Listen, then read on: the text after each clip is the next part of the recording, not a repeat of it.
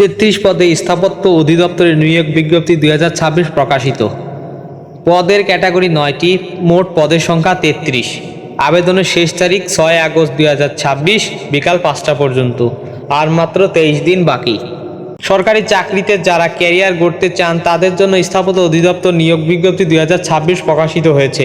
সম্প্রতি গৃহায়ন ও গণপূর্ত মন্ত্রণালয়ের অধীন স্থাপত্য অধিদপ্তর 9টি ক্যাটাগরির পদে সর্বমোট 33 জন জনবল নিয়োগের সুযোগ নিয়ে এসেছে, যার স্মারক নম্বর দেয়া হলো। আপনি চাইলে আমাদের ওয়েবসাইটে চলমান অন্যান্য সরকারি চাকরির খবরও দেখে নিতে পারেন।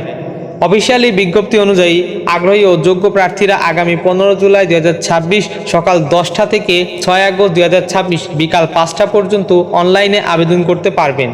নিচে স্থাপত্য অধিদপ্তর চাকরির বিজ্ঞপ্তি 2026-এর বিস্তারিত তথ্য, পদের বিবরণ, শিক্ষাগত যোগ্যতা এবং অনলাইনে আবেদন করার সঠিক নিয়মাবলী বিস্তারিতভাবে আলোচনা করা হলো।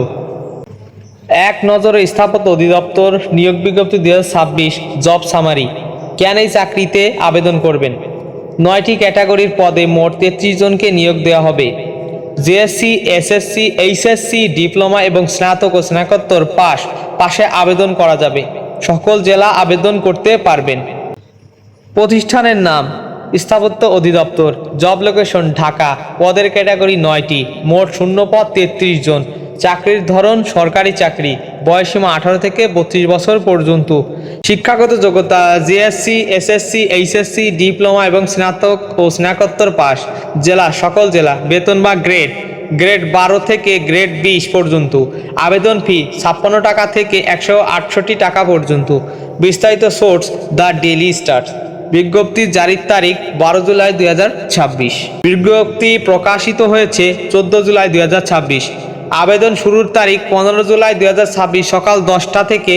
আবেদনের শেষ তারিখ 6 আগস্ট 2026 বিকাল 5টা পর্যন্ত। আবেদন পদ্ধতি অনলাইনে করতে হবে। কোম্পানি বা প্রতিষ্ঠানের পরিচিতি।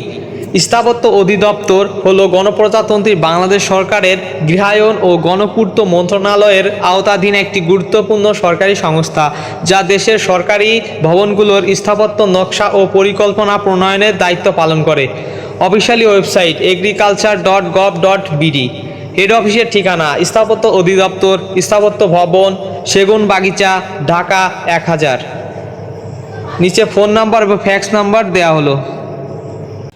স্থাপত্য অধিদপ্তরের পদের সংক্ষিপ্ত বিবরণ। এখানে পদের নাম এবং পদের সংখ্যা ও বেতন স্কেল দেখানো হলো গ্রেড সহ।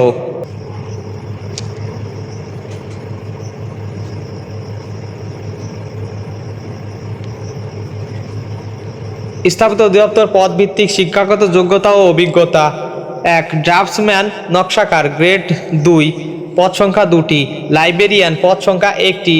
শর্ট লিপিকার কাম কম্পিউটার অপারেটর পদ সংখ্যা 1টি।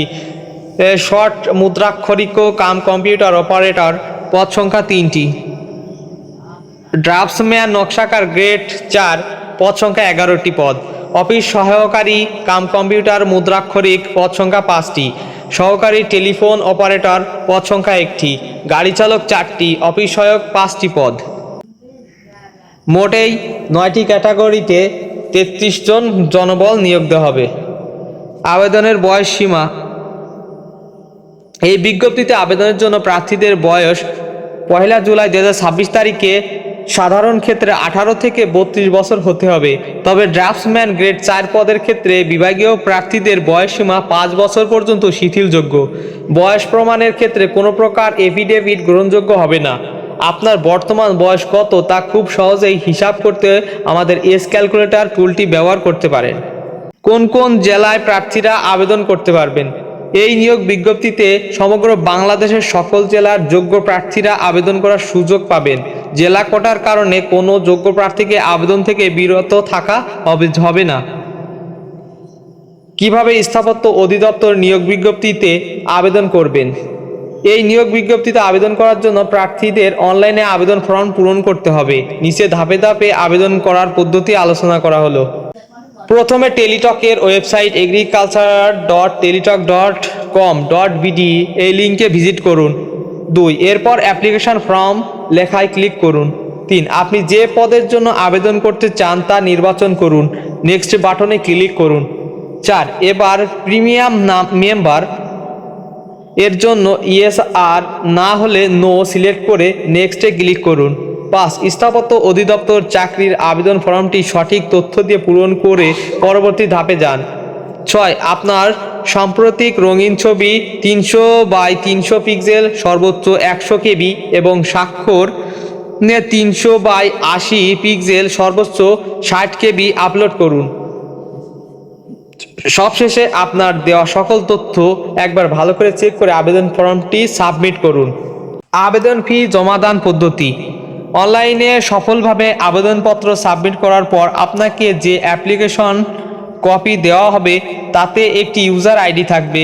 এই ইউজার আইডি ব্যবহার করে যে কোনো টেলিটক প্রিপেইড মোবাইল নাম্বার থেকে নিচে দেওয়া নিয়মে 2টি SMS পাঠিয়ে আপনার আবেদন ফি জমা দিতে হবে। ফি বাবদ কত টাকা কাটা হবে তা আপনার পদের গ্রেড অনুযায়ী নির্ধারণ করা হবে। তাছাড়াও আমি উল্লেখ করে দিলাম 56 টাকা থেকে 112 টাকা অথবা 168 টাকা পর্যন্ত লাগতে পারে। নিচে কিভাবে আপনারা SMS করবেন 2টি পদ্ধতি দেখানো হলো। আশা করি নতুন নতুন চাকরির খবর পেতে চ্যানেলটি লাইক ও সাবস্ক্রাইব করে রাখুন।